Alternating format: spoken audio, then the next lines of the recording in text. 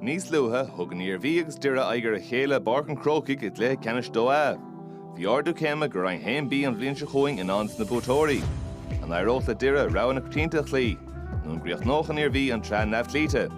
Ní hála de sláán ha man trátrachta.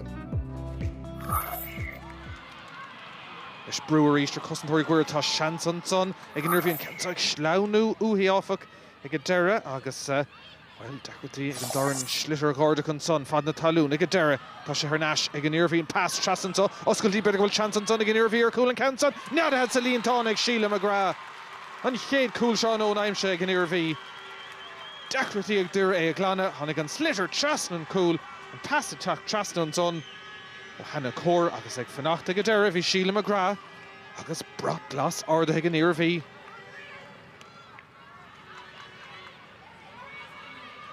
Leon son ar an Seinnteoir ag a Doire. Isteach sa líon tán agus scór maith ag an Iarmhí inis. Dúir ag tastáil, rud ag an tastáil ó ghuiire agus deis an cócaptín sin í Anya Barton fad galóir leis an Iarach son. Crinne sa cé agus scór maith. Holly Dowdle. Spás go cinnte sigan son ag an tosathe bríomhre seo ón Iarmhí an ceansan ardathe go héifeachtach ag Megan Dowdle agus tá cúil eile ag an Iarmhí roéiscin áíire. Cim de ríist ceansan a dul-isteach sa cúnge. Bhí Dowdle chun tosaigh smachta go hálaigh mar choulúdar an son bhí Lia Lennon ach arachar eile isteach sa líon tán an tarna cúil ag an Iarmhí.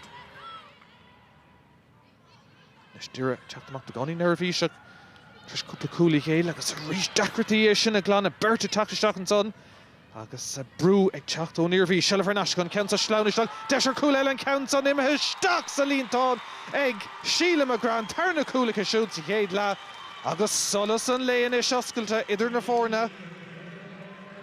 Na cúla ag teacht an Iarmhí cim de ríist bhí sí léhí féin agus ní raibh le déanamh ag chuir isteach sa líon tán 3-3 gona nád a seacht ag an mrise. Bhfuil trident Doire sinníon ceis an ceansan ag ífa seo.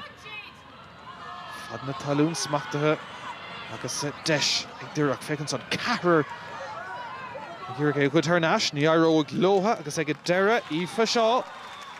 Scór amach an son ag Doire.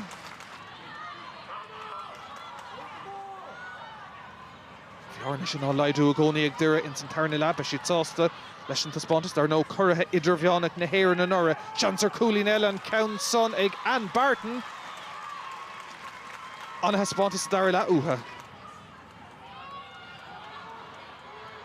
Scór na gó tá mé capta tastáil ón Iarmhí agus stad seo. Ar lábas le denómad an nús ag Doire an ceansan ibre isteach sa cúnge. Megan Dowdle mar glíháin an ceansan tóiste go maitheice.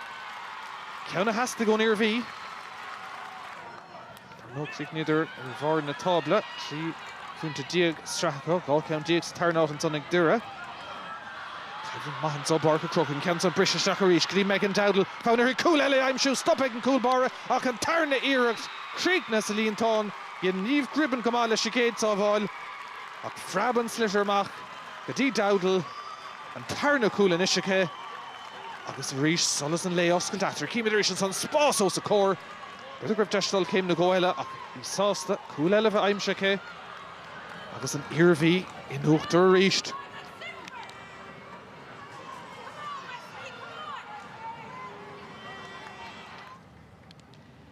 Amach teachtach an adóg dhearg sétan son. Tréimh na Sraith rang a dó a buaite ag an Iarmhí agus tailteachán scóir ar na 4 go siúd. Nád a sé ag Doire.